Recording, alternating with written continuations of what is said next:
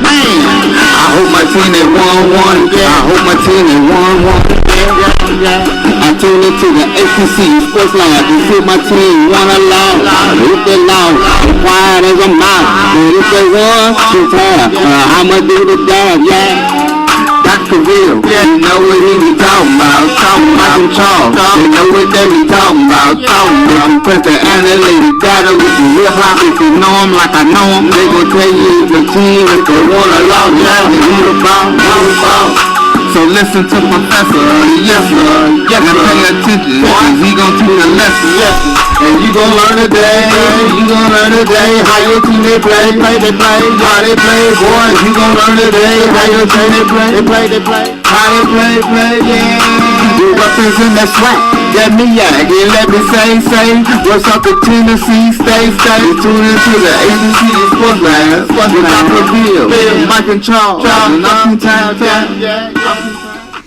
This is Dr. Cavil inside the HBCU Sports Lab with Mike Washington, Charles Bishop. As you can see, Mike Washington is on assignment. Actually, it is birthday, so you all give him a big shout. Tune him in for his birthday as we're going to let him celebrate. I think his wife gave him a little call. You can understand that sometimes you better take that call. What you think, Charles? You better take that call. You better believe it. So we'll have a nice guest that's going to be calling on to the show, and so we'll surprise you a little later with that information. I think you'll be excited about what's going on there. But again, this is Dr. Cavil inside the HBCU Sports Lab with Mike Washington, Charles Bishop. Welcome and thanks for joining us inside our studio lecture hall, the Sports Lab. And as you can see, we've upgraded it a little bit. So weekly over the next couple of weeks, we'll continue to see if we can update and give you a little more bang for your buck. We're the only weekly sports talk radio show that is dedicated to exploring the sporting HBCU diaspora, including the marching sports, with its unique HBCU culture, identity, the teams, the bands, coaches, athletic directors, commissioners, provosts, presidents, the big rivalry matchups, classic games, homecoming events, and much, much more. The HBCU athletic aesthetics as we emerge our lecture with the sport business practices in the competitive sports industry. The show seeks to provide innovative, progressive, and informative dialogue about the week's HBCU sporting events, issues, and ideas from a fan's perspective. We review the Southwestern Athletic Conference, better known as the SWAC, the Mid-Eastern Athletic Conference, better known as the MEAC of the NCAA Division I. We also review the Southern Intercollegiate Athletic Conference, SIAC, the Central Intercollegiate Athletic Association, the CIAA of the NCAA Division II, Gulf Coast Athletic Conference, GCAC of the NAIA, and independent programs such as Tennessee State of the OVC, Hampton of the Big South, Langston of the Sooner Athletic Conference, along with Texas College as an affiliate member for football, as well as Edward Waters College as they transition from NAIA to NCAA Division II and membership in the SIAC. Again, I am Dr. Yada Cavil, a.k.a. the Dean of the College HBCU Sports, recently given to me by Rob Calloway. And if you get a chance, I got a chance to go on Rob Calloway's show this past Saturday. So go check out some of the links and you can get some updates if you want to see some updates that I provided about HBCU COVID-19 Corona, as a lot of people like to call it. But with that, Charles, how you doing today? I'm doing well, Dr. Cavil. You know, you kind of get into a routine of the daily, and you know, my routine now is I chip golf balls in the backyard and whatnot. I continue my social distance.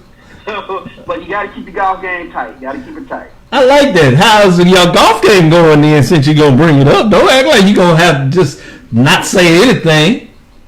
Well, right now I'm not out on the course. Like I said, I'm just hitting balls into my practice net and chipping balls into my practice net and all that great stuff. So, and then, you know, I bought myself a little putting machine, so I'm putting in the house. So right now, I'm trying to keep everything tight until I can get back out on the court. Look at you. I'm proud of you, man. Get it going. With that, for all those that are out there following us, if you think you would like to see us add another show to the week, provide some information, feedback, you know, continue as you do during the show, give us some updates.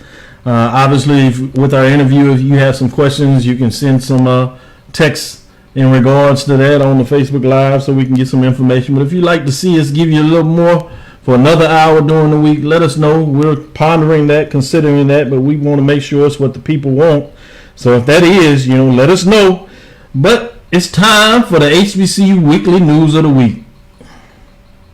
What you got for us, Charles? Yeah, sure thing, Dr. Cavil. And unfortunately, tonight we're going to start off on a somber note, as it's unfortunate to report that former Alabama State NFL quarterback DeBarris Jackson, he was killed in a car accident this past Sunday night, and that was coming from Tennessee State and NFL Network. But, of course, DeBarris Jackson, he was quarterback's coach up there at Tennessee State. Of course, he had a standout career at Alabama State. He was the quarterback on the 2004 SWAC championship team. Spent a tremendous number of years in the NFL. He was drafted by the Minnesota Vikings. He played with the Vikings, the Seattle Seahawks, and the Buffalo Bills. So, unfortunately, tonight we start off on a somber note, talking about the passing of DeBarris Jackson.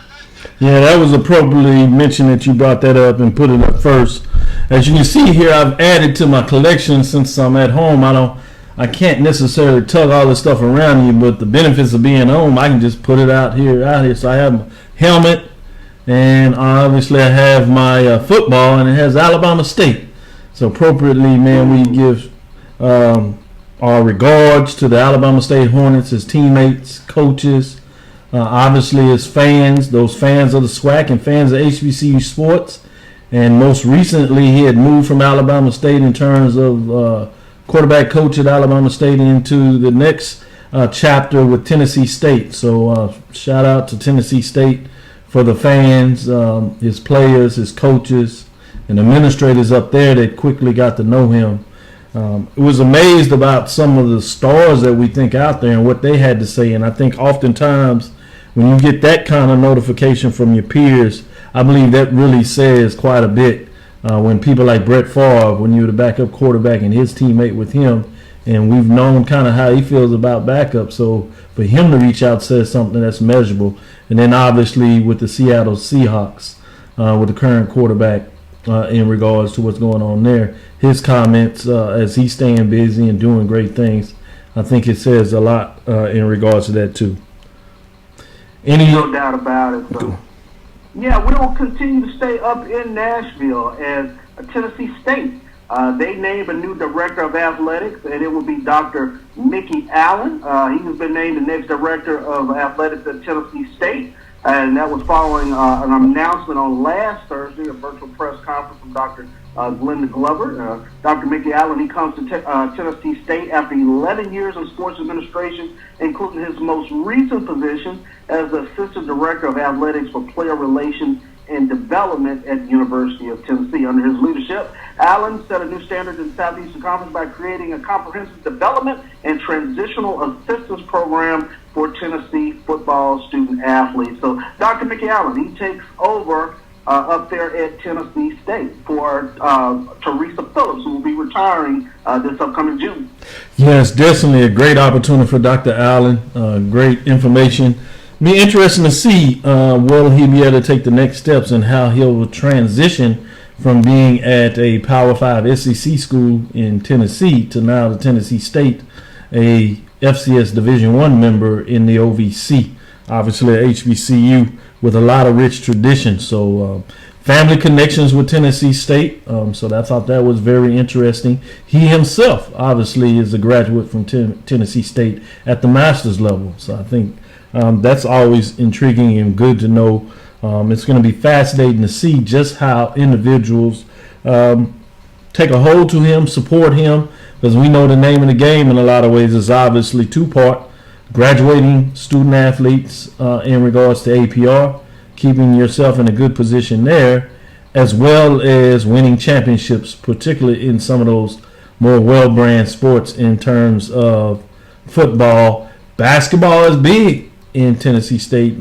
Obviously, we have a lot of HBCUs that take basketball really serious and then not so much. So at Tennessee State, he has to focus on not only all of his sports, but his big major sports in terms of Tennessee football as well as basketball. We just heard with Teresa Phillips as she retired in her quotes in regards to if they're not able to play those two big classics Southern Heritage Classic that you're well aware of with Jackson State. As I see the helmet in the back and see the video with Jackson State, I like that home game. Who was Jackson State playing in that game? They at home on this one.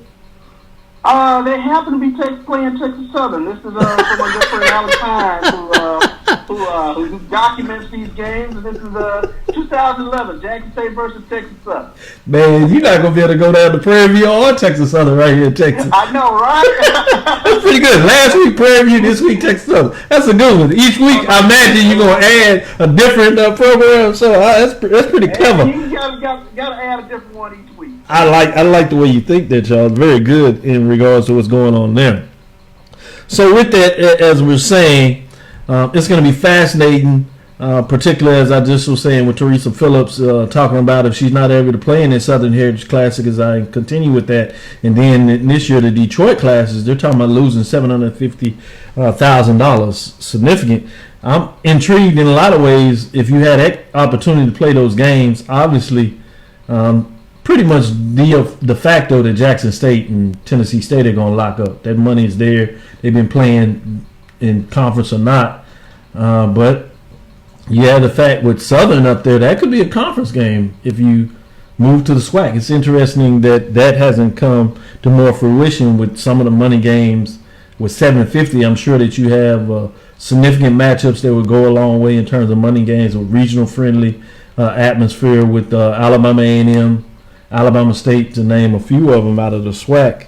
But let me get on here before I ask you the next news of the day is give a shout out to some of our followers. Leon Gilmore, I see you, Chief. That's alpha brother there that you know out there tailgating, taking care of us. Big fan of Ralph Cooper, so he chimed in. Appreciate you. Brandon Bailey. Remember Omega Sci-Fi, one of my Epsilon brothers there. Big time DJ out in New Mexico getting it done. Jimmy Wilson is already joined us. Good afternoon, gentlemen. Yes, nice background. Thank you. You noticed that, Jimmy? I always on your game. I see that. Charles trying to get his short game in. He talking about you as you open, talking about putting in the backyard. Anthony Johnson. So you repping PV today. I see you, Doc. I got a little Texas Southern love up here. Got to get my drink in. Make sure you see that over there with the homecoming and Texas Southern Cup. So we got a little love for everybody out here.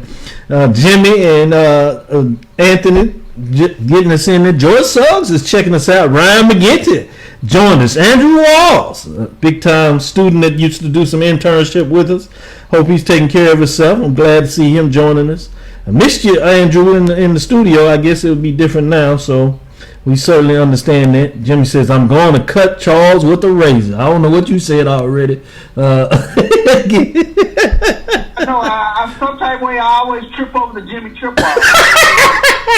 He got so many up there. He's ex-Marine. They just do it differently down there. That's what they do. They lay traps. So yeah, exactly. Wendy Jenkins Bishop, tuning us in, the better half, taking care of us. Appreciate you. Shout out. And certainly for all those on the front line, want to make sure we saying hello. Appreciate what you all are doing in terms of this COVID-19 pandemic. Shout out to all those individuals. Can't say thank you enough. Black College Nines is checking us out, so we appreciate that as well. So keep them coming, guys. Like I said, if you're interested in seeing if we should consider doing a second hour later in the week, let us know. Well, we're really banging the drums on that, trying to do our research and see if it is necessary and needed. But with that, what other news do you have for us, Charles? Yeah, let's go down to Tallahassee as Florida A&M. They reported they will host a virtual senior student-athlete graduation celebration. And this comes, of course, Florida A&M's new VP, Director of Athletics, Courtney Gaucher, announced this past Friday that the Department of Intercollegiate Athletics will hold a virtual senior student-athlete graduation celebration on Friday, May 1st. And this is a quote from him. It is very important that we specifically honor our senior student-athletes for their service and dedication to graduate, but compete at the highest levels of intercollegiate athletics. Our kids have been through a lot, and obviously for some of them, the abrupt ending due to the COVID-19 was not the way we all imagined in their final chapters of athletics at Florida A&M. So kudos to Florida A&M for making sure that they honor their senior student athletes. No doubt. That's important information. That's really clean that they're getting out there and do that. It's going to be interesting to see how they're able to pull it together when they say virtual, how they're going to make that work. But just the idea of putting that together. I think it's tremendous opportunity for the athletes. I know a lot of the universities' graduations will be virtual in some manner. Some of them have pushed it to allow their graduates to come and graduate either in a summer graduation.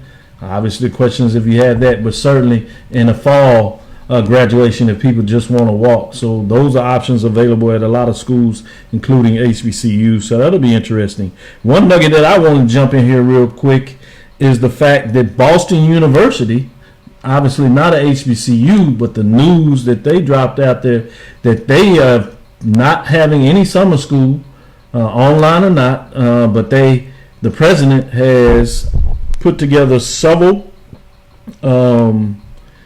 committee groups in regards to study how they should look at COVID-19, particularly bringing people back. So it'll be interesting to see what that already puts together. And they have basically said that Boston University is first to announce in the country it may postpone its fall term until January 2021. This is done by Susan Adams as the Ford staff, and the president of Boston University, Richard Ekman, is stating that the nonprofit council of independent colleges says that some of the 659 colleges in his groups have begun quietly to consider whether the two will have the postponed campuses opening. Some are discussing starting date delays of a month.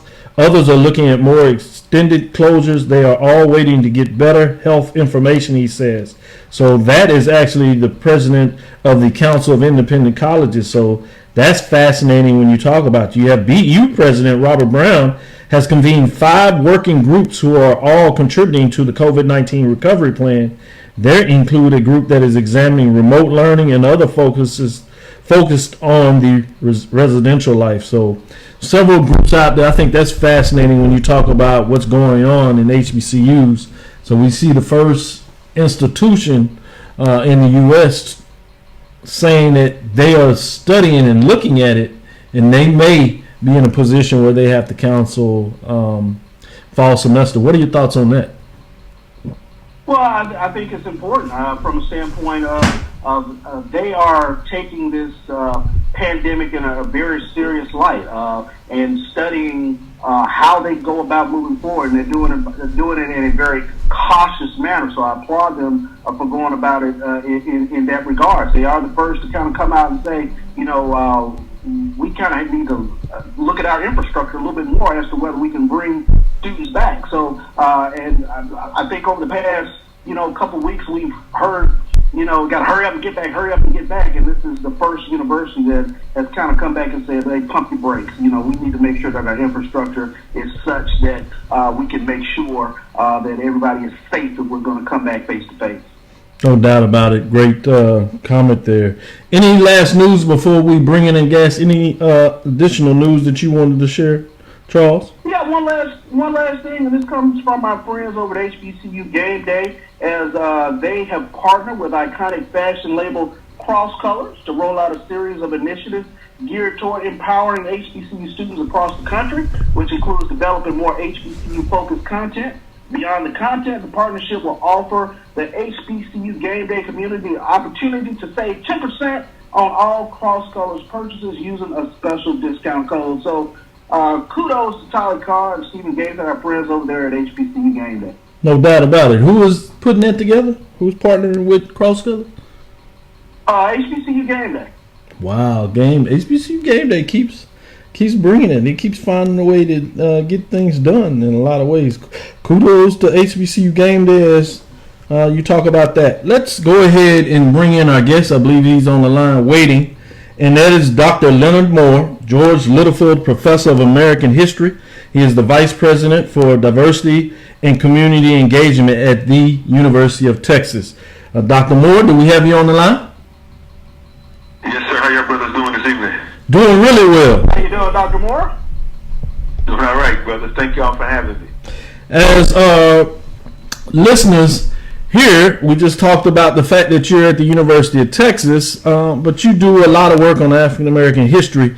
But the way I would like to start out this interview is let's go back and travel a little bit and really talk about your past in regards to where you're from, and then for those that do not know, we'll talk about your HBCU connection. But with that, Dr. Moore, tell everybody where you're from and how it was growing up in that. I tell you, I'm from the best city in America, man, Cleveland, Ohio. Oh. When I say that, people laugh, man. But we joke that Cleveland is a great place to be from, but not to be at. But no, man, Cleveland is my heart. I cheer for the Browns, Cavs, and Indians. I got my PhD at Ohio State, man. So I'm Cleveland all the way, man. That's home for me, man, and I get, passionate, whenever I go back home, because that's where I got my start. So grew up in it was about a half black, half Orthodox Jewish neighborhood, Doctor. What was interesting is that a lot of the Jewish kids, Orthodox Jewish, a lot of them, man, went to Hebrew school, and I didn't really understand the significance of that, Kenyatta. Yes. But what they told me is that after the Holocaust, man, their grandparents and parents said, we will never allow Gentiles to educate our kids again. And so, man, I grew up seeing this strong Orthodox Jewish community. There was an entire Jewish business district 5 minutes from my house. And I would say, man, a 10-minute walk out of my parents' front door, 4 Jewish funeral homes, a big Jewish community center, about 7 or 8 synagogues, and like I said, man, a Orthodox Jewish business strip where they would spend all their money in their own communities. You know what I'm saying? Absolutely. They weren't worried about integrating. They weren't worried about assimilating. And, man, the Holocaust experience, man, that was drilled into those kids. And so the bar mitzvah and all that stuff, they grew up understanding what their responsibility was to their community. And, man, I always admired that. You know what I'm saying? So I largely became a history major when I went to Jackson State, man, because I saw how important history was to them. Yeah, that's fascinating. You always, no matter how much you think you know somebody, until you get a chance to really interview them, it never fails that you pick up something. And that tells me so much about the little things that I thought and think I knew about you. Now I'm starting to see the connection of what you're past about. But I don't want to jump too far ahead. So with that, I know you do the Black Student Athlete Summit in Austin. Go ahead. I'm sorry. Man, we would play shirts and skins basketball, and the Jewish brothers got on yarmulkes going up and down the court. So that is how I grew up. That's perfect. That was my second question, just to ask that about, what sports did you play? Man, I was a baseball player, man, and I got to remind my son that baseball used to be a black sport. You're right. I remember, man, playing in the community, brother. We would have 9-on-9 games all the time. Wow. You know what I'm saying? They played about 6 or 7, 8 brothers waiting to play. You know what I'm saying? Very much so. Yeah. Mm-hmm. Yeah. So the second part of it is I want to ask, somehow is my understanding that you went to Jackson State University. So how do you get from Ohio in this community that you talking about growing up, playing baseball, playing shirts and skins with basketball with the yarmulkes, with the Jewish community, understanding the richness about how they were educated and would educate their own, which you already said was one of the reasons you studied history. But how did you get to Jackson State University? Man, so I finished high school in 1989, but my grade point average was a 1.6, had a 15 SAT and a 15 ACT and a 720 SAT. So the state of Ohio at the time, if you were a state resident, they had to accept you. So I got accepted to like Kent State, University of Akron, but because my grades were so low, I wasn't guaranteed housing. So my dad was like, well, why don't you go to school down south? And I hope we don't have any Southern Jaguars on the phone, but I got to be honest, and they always joke when I tell them this, I really wanted to go to Southern. Because my mom was from Louisiana, and my grandmother, I had relatives down there. But my dad had a lot of friends in Jackson, Mississippi. He said, why don't you go to Jackson State? He said, Jackson State and Southern, really the same thing. Come to figure out, Southern ain't nothing like Jackson State. Here you go. Not even close, Dr. Moore. Not even close. With that, I'd be remiss if I didn't let a fellow Jackson State University alum come in and ask the question right after that. Go ahead, Charles. Yeah, Dr. Moore, we kind of somewhat overlapped over there at Jackson State. I'm a Jackson State alum as well, and I got an opportunity to see you at commencement a couple years ago. Okay. And I just wanted to ask you a little bit about your experience coming from Ohio to Jackson State. You know, a lot of people talk about the culture shock, but how was it for you when you came to Jackson State? Man, I tell people, brother, that HBCUs are the most diverse colleges out there. Yeah. I mean, I'm just thinking, I was from Cleveland, Ohio. I had a roommate from Greenwood, Mississippi, who picked cotton in the summer, all right? Another roommate from Mobile, Alabama. This brother would take a shower at night, put his clothes on for the next day, would sleep in his clothes, get up, go straight to class. Then I had another roommate from Orlando, Florida. So, man, it was a great experience for me, but I think it was also in that different world school days period where you had a lot of northern black kids and kids from the West Coast who were going back down south to go to school to be around their relatives. You know what I'm saying? Yeah, no doubt. Mm. Yeah, so it was a phenomenal experience, man, and I'm thankful that my dad, you know, recommended that I go to an HBCU. And you saw that Jackson State was that much better than Southern. Man, I got Louisiana in my blood, but man, them Louisiana folks, man, they political for no reason.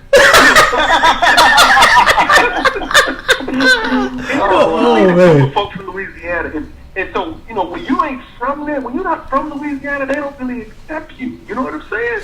But you know, Mississippi folks just warm, you know, embrace me. Mississippi folks just real good down home people, man. No doubt about it. So tell us some of your experience before we fast forward and talk about how you end up getting back to Louisiana after going to Ohio State for your PhD. But before that, from a sporting context, what were your thoughts about going to some of the sporting games, football, basketball, or whatever you may have attended? You said you played baseball, so I'm sure you might have got to a baseball game or two. Talk about your experiences at any or those events. At Jackson State? Yes, I'm sorry. Or just, well, you know, football was king at Jackson State, and I think when I got there fall '89, I was there till 1993. I think, man, when I got there, man, I think J State went like 7, 8 years without losing a game at the SWAC. You know what I mean? People get that hardware every year. And I got to remind them Jaguar folks, they just started winning under Pete Richardson. But that's another story. See, I told you this man is truly a SWAC head. Jackson State, he knows where it is. Don't get it twisted. He may have come from Ohio State, but he got his blood is there. With that, let's. Man, what was amazing about it? Go ahead. You walk up in a stadium and you got 60,000 people. Yeah. Beautiful. Beautiful. Yeah. And one of the favorite games, man, I think, I forgot what it was, but we played a game on a Sunday afternoon for some reason. Man, they had the Mississippi Mass Choir out there singing, giving a concert before the game. And I said, man, only Charles Smiley, you remember that. And when HBCU basketball, man, was the marching bands. They were coming to the basketball arena. And that's what I really loved about, you know, the J-State Northcorn basketball games, man. The bands marching in. So, man, I think HBCU sports is just a real festive environment. No doubt about it. So talk about it as you leave Jackson State. At some point, you end up at Ohio State studying and working towards earning your PhD. Talk about how that all came together. Man, it was a funny story. Me and another brother from Cleveland and a guy from Los Angeles, we were playing video games, man. It was like February 1993. You know, we were all had senioritis, ready to graduate. We were playing Madden football. And this is, again, spring 93, a video game. And so, man, one of my boys was filling out some paperwork. And I said, man, what you working on? He said, man, I'm applying to grad school. And my response was, what's that? I had never heard of grad. Now, my dad finished college in 1955. My sisters had bachelor's degrees, but, man, I didn't know what grad school was. And I remember, I knew he was filling out the paperwork. Wow. And I said to myself, when he explained what it was, I said, damn, I know I'm smarter than him. You know, so I went and filled out paperwork the next day, man, and, you know, and got into Ohio State's PhD program. Mm-hmm. No doubt about it. How was that experience coming from Jackson State, going back to Ohio, this time at the Ohio State University, as a lot of people like to say up that way, to, in terms of the football vernacular, obviously it wasn't then, but one of these Power 5 institutions, a very large institution. How was that? Right. Academically, man, one of the things I appreciated about the faculty at Jackson State, man, is that they when you leave a HBCU, man, your self-esteem should be pretty high. Yeah. Yeah. So, man, when I went to Ohio State, I remember our first day in orientation. I was in a PhD program in history, and we went around the room saying our name and, what undergraduate institution we came from. And I remember, man, when it got to me, people would say Georgetown, UCLA, and Princeton. But, man, when it got to me, man, I was so proud to say Jackson State University. You know what I'm saying? I love it. And I knew that for the next 4 to 5 years, I had to represent in that building, because I know I wasn't just representing me as an African. I was representing every single HBCU student who would come behind me as well. And I really took that challenge, man, and I really killed it. I mean, here's the thing that blew me away. When I left Jackson State, we had a computer lab. The computer lab was open at 8 to 4 like a bank. You know what I'm saying? It closed on the weekends. And when I got to Ohio State and they told me the computer lab was open 24/7 and you could reserve a computer anytime you wanted, oh yeah, I'm like, man, I'm about to kill this. So, man, had a great sport. Had a great time in Columbus, man. No doubt about it. I love the attitude. You do the Black Student Athlete Summit. You all pull that together. And one of the things that I admire that you talk about, obviously you focus in a lot of ways on the Black student athletes and those that are attached to them, but there are a lot of academics that come into that arena. And you tell those academics, obviously a lot of them are African American or Black, whichever term you prefer to use, but you tell them there's no excuse. Write, publish, get your stuff done. At the end of the day, that's right. If you're at a university, that's what you're there for. I don't care what group you're in or whatever. That's what you need to get done, and that's what you need to be committed to doing. So that always is amazing to me when you do that. Before we get to a little more about the Black Student Athlete Summit and what it really is and what it's about, we got to talk about the fact that you ended up going back to Louisiana, or end up ultimately getting to Louisiana. You were at LSU. A lot of our listeners are familiar with that area. Obviously, they just won a national championship. Obviously, we focus more on the Black college, so we didn't care too much about that. But talk about the time that you were at LSU, and how did you get to LSU? How was that experience? So when I hit the job market coming out of Ohio State, Clark Atlanta gave me my first job offer. But I hadn't finished my dissertation yet, and I knew I didn't want to leave until I had finished the dissertation. And so that next year it came down to basically University of Cincinnati and LSU. And when I was at Ohio State, I spent a whole lot of time like tutoring and mentoring athletes, brothers and sisters on the track team, women's basketball team, a lot of the Black athletes in the male sports. And I knew I wanted to continue that work because I really saw the impact somebody outside of athletics can have on a student athlete. Right. And I remember, man, I got to LSU fall 1990. I felt like I have a bigger impact at LSU than University of Cincinnati because the athletic program was bigger. And when I got to LSU the fall 1998, man, it was literally a plantation. And the New York Times did an article on me in 2004, and that is the phrase I used. It was a plantation. It was a thugged-out culture where nobody, Black, white, otherwise, nobody cared about these young men academically, as long as they were winning football games. I'm going to let Charles. So I got there in 1998. Go ahead. No, please finish. No, please continue. I thought you paused. I got there in 1998, man. The first thing I did, I went to the football office a week before school start. I said, I'm a new professor. I want you to put all these brothers in my class. And from day one, man, from 1998 to 2007, really had a strong relationship with the football, with a lot of the athletes there. I confronted coaches. I would go to practice and walk on the field because I really believe that, they weren't mistreating them. They just nobody cared. You see what I'm saying? Nobody cared that the brothers weren't maximizing their intellectual abilities, man. And I had a philosophy, man. I've been called crazy. I've been called radical. I've been called a lot of things, but nobody has ever called me a liar. I feel that. With that, Yeah, that's heavy. And I remember they were joking around when the first Black Student Athlete Summit came together, and this was before I knew the HBCU connection. But somebody at the Black Student Athlete, when they were going between introductions, is talking about their time with you or knowing you at LSU and the fact that you used to run around there with this dashiki. And that's why I was like, man, I got to meet this brother. I got to talk to this brother. I got to find out who he is. This dude is different. He's getting it done. I got to figure it out.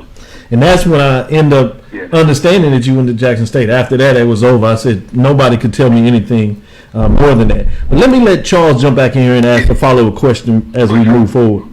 Dr. Moore, I wanted to ask because, and I'm curious in terms of your role, but do you kind of, I guess, would you be sort of an intimidating presence in terms of how coaches look at you? Like, I take a look at if maybe a person like yourself was at Oklahoma State right now with some of the comments that Mike Gundy has made in terms of we need to hurry up and get back and get this economy going. And I was very put off by it from the standpoint of there was no sort of, I guess, look at the athletes as more than just an athlete. So I'm curious in terms of what were your thoughts about guys like Mike Gundy and Dabo Swinney, like, hurry up and let's get back. Here's the problem. I didn't grow up in an environment where we idolize coaches. You know what I'm saying? Mm-hmm. And so when I got to Ohio State, I remember at Ohio State, I was supposed to tutor some guys on the basketball team. Now, man, it's like late January. It's 15 degrees outside. They called me on a Sunday to come up there and tutor these brothers. They had an exam on Monday. I leave my apartment. It's 15 degrees. It's cold as hell out there. I get up there to the academic center, and the ball players ain't there. And I said, well, we're the basketball guys. I was to tutor them. He said, well, the coach called a practice. I walked straight to that practice facility and on the court, and I lit into the assistant coach. And I said, you have disrespected my time. And so for me, when I got to LSU, had a good conversation with Jerry DiNardo, and the minute Nick Saban was hired, I confronted him. Me and another colleague, Dr. Lewis Harrison. We said, hey, we're two black professors here. We want to support you, but understand our main concern is that these young men get an education. Love it. And, you know, while Nick Saban was there, we had a great relationship, and even Les Miles. But the problem is head coaches are never confronted. That is the problem. And they don't, and many of these coaches are so far off. Many of these coaches are in places, I would say, what's what I'm trying to say? I believe most coaches get into this to help young men at some level. But I think the more money you make and stuff like that, it all becomes winning, winning, and winning.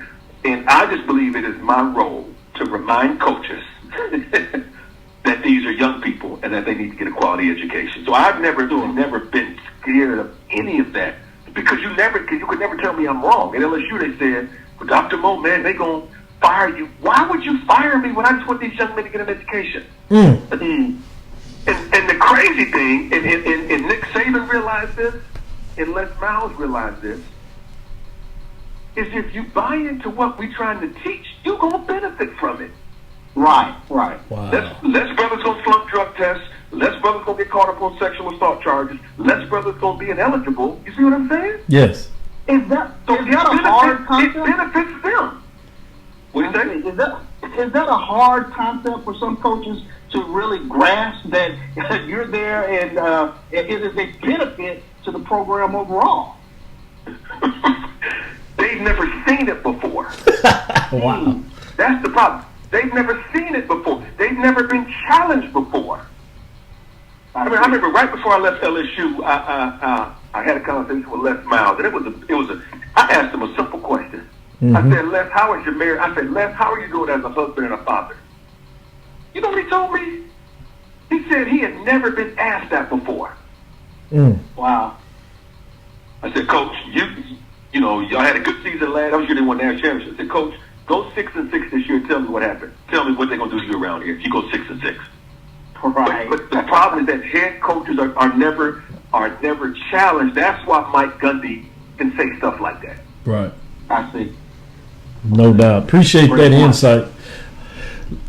You bring up your passion in terms of these athletes, particularly African American black athletes, and then all of a sudden here comes the transition from you going from LSU to University of Texas. You talk about Dr. Harris. Talk about that connection and how the move to University of Texas came about.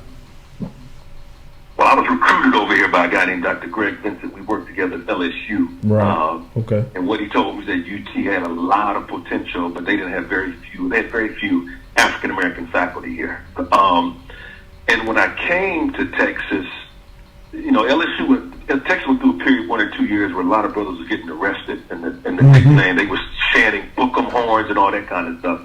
And so the way God works, man, you know, I was brought here at that, you know, for such a time as this, as they say in the Bible.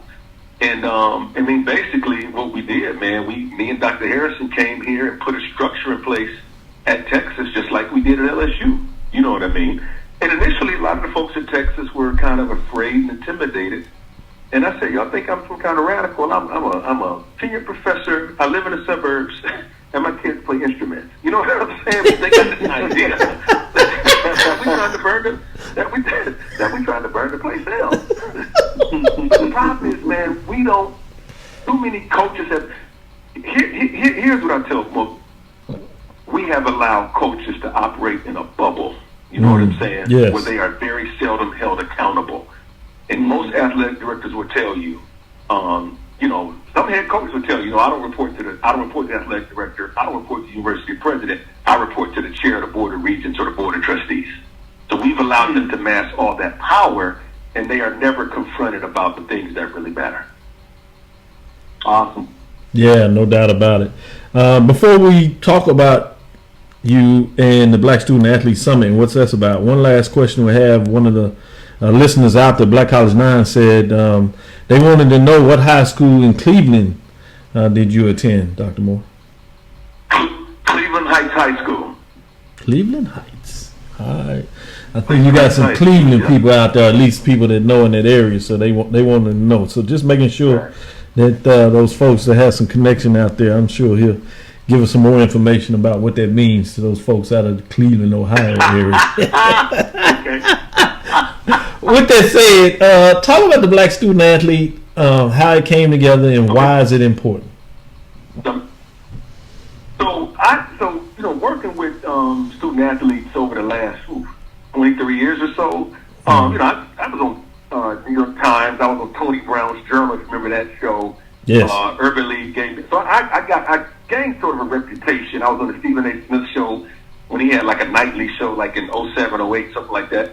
Yeah, I remember that. I could have gained this reputation. Wow. And so what would happen, man, these athletic directors would call me at my office, but they wouldn't want anybody to know. All right? They're like, Dr. Moore, got all these black kids here. They're struggling academically. I don't know what to do. My alumni are on me. And of late, the conversation, stuff like this. Yeah. Dr. Moore, these guys got all these tattoos and gold teeth and dreadlocks.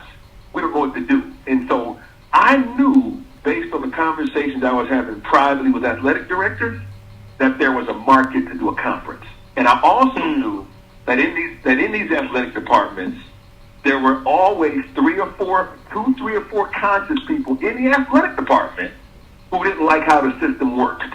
All right? Mm-hmm. And so I'm like, no, we're going to launch this conference. They had our first conference, I believe, 2014, and then last year, this January 2020, we had our largest conference ever with over 500 registrants. So, man, it is pretty popular. And the conference is designed for anybody who touches the student athlete. Right. Professor, athletic director, academic tutor, mentor, strength coach, anybody who touches the black athlete, that's what the conference is for. No doubt. And there's nothing out there. On the academics myself, you gave me a high five when you found out I became a full professor. Talking about Dr. V, you put in that work. I said, no. I took heed what you said. I know what it's about here. But even last year, I was a part of a leadership academy and couldn't attend for the whole event.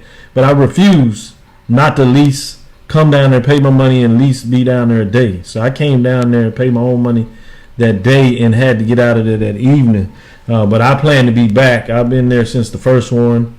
presented and had some chance to do some different things. But I always glean and I get more energy when I come down there. But the passion that people don't understand going to all these different conferences, and this is obviously called a summit, and you can tell why, but it's one of the few conferences, summits out there that has such a diversity with the people that are attending in terms of what are they doing at a institution. And at times you even have brought in some high school folks that start talking with black student athletes before they actually even get into college. So kudos for what you're putting up there. And thank you for your support, brother. It means a lot, man. No problem. With that, I wanted to take this a little more, and we can get into some more about the black student athlete, and I'll let Charles jump back in there. But before I do that, I did want to ask the question in regards to HBCU. You're a VP, and that is one step before you get into the presidency, for those that may or may not realize. At what time you used to have to go academically, you've done that with the tenure process, but you used to have to go to provost. But now you're having folks that even come out of the deanship at some point. Obviously, many of them out of the VP, some of the student affairs side. What's your thoughts in terms of being a president, and would you consider all this time to going to be a president at HBCU? And if so, what would you look for in a HBCU in terms of them recruiting you to be president? I think, man, well, let me say this. I think the Charles mentioned I was one of the commencement speakers back in Jackson State spring, I think 2018, I believe, 2019 one.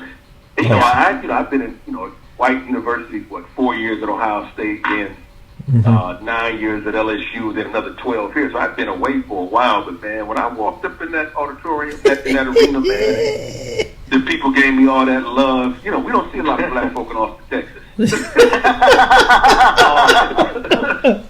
But, man, it was a very, very warm environment, man. And, I tell people, man, any bio you see from me, I'm going to give Jackson State all the credit in the world for making me, the person I am today. Yeah, that's true. Here is what scares people like myself about the HBCU presidency. Can I be honest with you? Yeah, keep it real, please. Very much. We have seen black administrators at competitive white universities who are making big impact at those universities. Right. We have seen them leave and go to an HBCU to be president, and we have seen them get fired in less than 2 years. Yeah. You had the sister who went to Florida A&M. She was a Florida A&M alum. Right. Yeah. And they ran her out in less than a year. Then we saw the sister who went to Alabama A&M. Remember, they told her she couldn't have any overnight guests at the president's house. You know what I'm saying? Yep. She was gone in 2 years. And we have just seen, we saw the situation at Texas Southern. Lane is a good brother. And I'm not saying we don't have flaws, but, man, when there's these power struggles, man, we are ruining careers. And what it does, the people who have made a career somewhere else, who maybe want to aspire to go to be administrators at HBCUs, it scares people away. Right, that's real. When we see people getting run out over petty stuff. Right. You know what I'm saying? Right. No doubt. And so, I mean, it's right. I mean, and so I'll be honest with you, there's a generation of young black men and women who finished at HBCUs around the mid-90s. A lot of us are at large white institutions, and many of us are fearful. You know what I'm saying? That's real. Like, if I go to that HBCU as an administrator, dean, VP, or president, is somebody going to run me out of there and my career going to be over? And those are genuine fears that people have. Makes sense. Before I let Charles jump back in here, I did want to say, just got a message from Ralph Cooper, who is a legendary host of the Sports Rap Show and who does our production background along with Tyrone. He says that's a great school in Cleveland. So he wanted to make sure that was on the record. So I needed to make sure so we can make sure this sound keeps going through as we put the show going. So I want to shout him out. Tell Ralph, cool, we got you. I got it on the record, y'all. Ralph. Go ahead, Charles. Right. I wanted to ask about it. You had mentioned coming in and putting a structure in place in terms of going about what you do at University of Texas. But I guess the simple question is, what does that structure look like to take an athlete that might not come from as a structured environment to come to an environment like UT or LSU or wherever, and to try to help them acclimate? The first thing we got to do, and I tell people this all the time, the black student athlete has to connect with somebody outside of athletics. Somebody whose paycheck is not determined by wins or losses, not graduation rates, not, did you make weight today? So the first thing we do, man, is, we would show up in August when the guys were in like football, and then we typically start with football because that's where the alpha males are. And if you get them, you'll get everybody else. You see the theory? Yep. Sure. We show up to practice in August. Go to practice, go to the weight room. We will be very visible. You see what I'm saying? Mm-hmm. Hey, man, come take my class. Okay, yeah, they're like, oh, man, somebody told me, you Dr. Moore, yeah, I'm going to be in your class this semester. And, man, it is a deep engagement. You know what I'm saying? And so what we've tried to do, brothers, we've tried to take the HBCU model of care, all right, the model, that pastoral model, and bring it into a largely white environment. You know what I'm saying? Yeah. Where it is intrusive advising, sending text messages to brothers at night. Hey man, make good decisions tonight. Sending a coach a text message. Hey man, this brother got a 93 on the test. Can you announce it in practice today? You see what I'm saying? And Yeah, I love it. Going to the weight room. But what's most powerful, and Dr. Cavil has met several of the brothers who put the conference on with me. Yeah. About 4 or 5 other young brothers, PhDs. Mm-hmm. We will go to practice with suits on. Do you know what happens when we show up at practice with suits on? These young men will stop what they're doing and will come over and give us a hug. And I'm like, come on, man, y'all sweating. I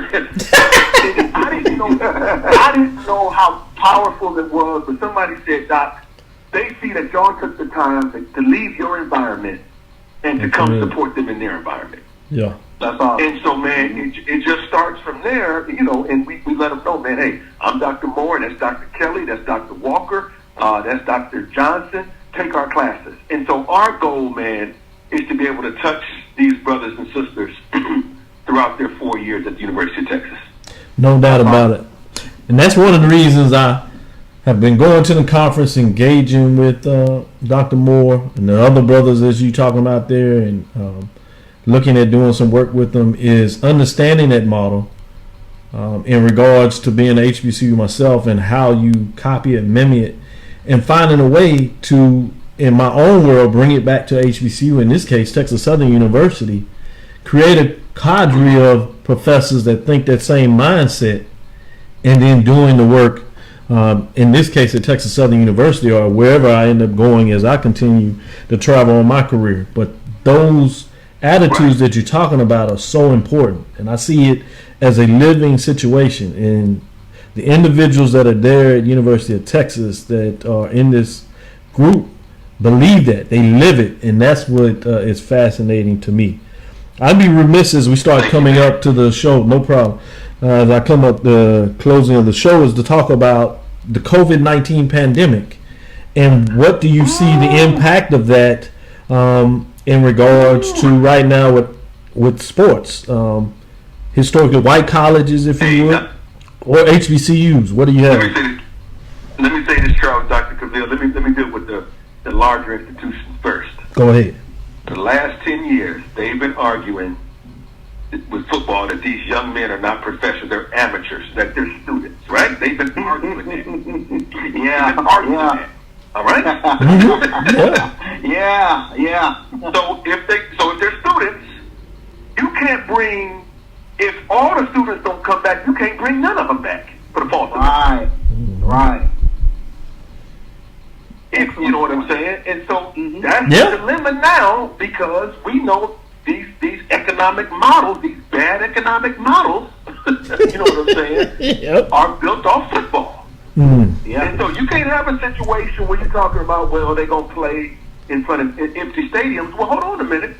If it's not safe for the students to be on campus, you're going to bring back 100 football players? Right. Because you said they were students. Precisely. So what Mike Gundy said, he's just being straight up. He said we need to get these boys back, these young men back on campus, because he said because football makes everybody feel better. And he said this is the fine print. He said the state of Oklahoma needs the money. Yep. Yep. Yeah, people miss that. My hope is that some of these brothers, because see, some of these white brothers have become conscious. Remember, Sam Ellinger said they should get paid to play. The quarterback in Texas. And so you're starting to see more of these white brothers. And it's funny, but when the white brothers talk about getting paid, they never get accused of being ungrateful. Right? They're never told it's a privilege for you to play. Everybody listens. So now I'm thinking that if I'm a football player at UCLA, Michigan, Ohio State, wherever, I'm listening to these conversations, I have to realize that this entire model is built on us. And I'm not saying throw away the model. I've just been telling coaches, and here, my critique is not to athletic directors, it's not the president, it ain't the NCAA. Because in my 23 years as a professor, the head coach is the one that has all the power. No doubt about it. I'm telling them this. As much money as you're making off these young men, can't you at least give them an internship or a study abroad experience? Right. I mean, do we really need more Nike gear? Do we really need more fancy locker rooms? Right. Yeah. That's how low the bar is with me. You see what I'm saying? Right. As much money as these young men are generating for the athletic department and for the economies in which they operate, right? You can't guarantee your brother an internship. Great point. You can't guarantee that every brother who graduates will leave out with a job making $65,000, $70,000 a year. And that's the only thing and my critique has changed over the years, because whatever a head coach tells a student athlete to do, they will do it. Man, that's a good part where we'll end up losing it, leaving it at that point. The last thing I do want to say, this is Dr. Leonard Moore, University of Texas VP. I want to give you a chance of any questions we didn't quite ask you that you wanted to tell the public out there. Wanted to give you a chance to talk about that. Say that for a moment. No, man. Let me say I appreciate what you all are doing. Because when I hear stuff about these black actors want to boycott the Oscars because they ain't getting no awards, I mean, what you all are doing, I mean, that's the spirit of, I think, Black America. We're going to create our own avenues. You feel me? Yeah, no doubt. And my fear is we crave acceptance and affirmation too much, as opposed to saying, you know what? Let's look at our own radio show so we can talk about the topics that are important to us, and we can have the guests on that important to us. So, man, I appreciate y'all, man, for being entrepreneurial, in this in this communication space, man. I think it's phenomenal. No problem. No doubt about that. And we appreciate it. That's exactly what we put together and why we do it. That's the love we have for it and the passion we have for it. We thank you for joining us. Yeah. Again, everybody that joined us. This is Dr. Moore, University of Texas. Y'all got me fired up out here, man. No problem. We gonna have you back. It looks like we're gonna get a little more time, and we still got the summer too, certainly. So if you would, we'll come back and have a second part of this, and we can take a little deeper dive. We had some questions that started rolling in. So what role does athletic programs play in student athletes selecting majors? So to give you a chance to answer some of these questions, and we'll put some more information out so we can get some questions and be able to allow the fans to ask you some of their questions. Before that, do that. I got one. Go ahead. I got one question. Yes. Is that turkey neck spot real good in Houston? Oh, it's off the chain. It is. That stuff turkey neck. Yeah, it's real. It's real. You get a lot of folks in trouble right here. You come down this way, we'll make sure we take you over there to it. How about that? All right. All right, brothers. Appreciate y'all, man. Yeah. One last thing. What is the class that you teach that that they can't keep from getting students out of? How many students you have in that class? I teach 1,000 students in the fall semester in 2 courses. The first course, race and the age of Trump, race and age of Trump, and the second class is a class on the Black Power movement. Here's what's amazing about the class. Yeah. About 650 of the students are white. Wow. And these are white kids rich white kids from suburban Houston, Dallas, because they want the experience. They don't have an issue with race. You see what I'm saying? And so that's what I love about it, man, is that my classes are in many ways a cross-section of America. We can have some, great dialogue. And it's amazing, man, just how much white students grow in those classes. Wow. Man, that is totally amazing. Thank you again for your time. Y'all, man. And we're gonna get back at you and get you about going on to it. Last thing before you let you go, I gotta make sure that you hear my drop here. See if I can get this Okay. going.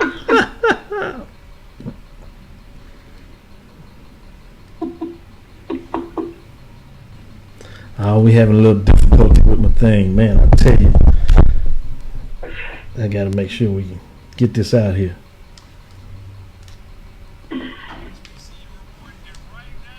Oh, nice. Want to pick up on my headphones. Well, I tell you, technology gets you every time. But I'm gonna get it right here. Okay.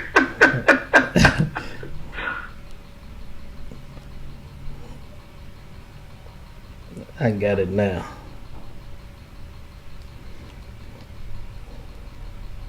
Sports Lab.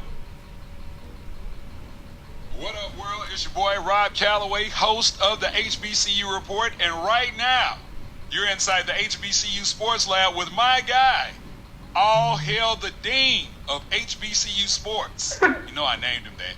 Dr. Cavil, my guy. What's happening, man? You know how to do that. I do that on every show. I get it going. All right, Dr. Moore, we'll talk to you, and I'll call you offline. I appreciate your time. Take care and continue to do what you're doing. I'm going to get you at one of those HBCUs. I'm going to get your presidency. I know you can't talk about it now. I'll get you out the line. Thank you, Dr. All right, Moore. brother. Take care. All right, take care.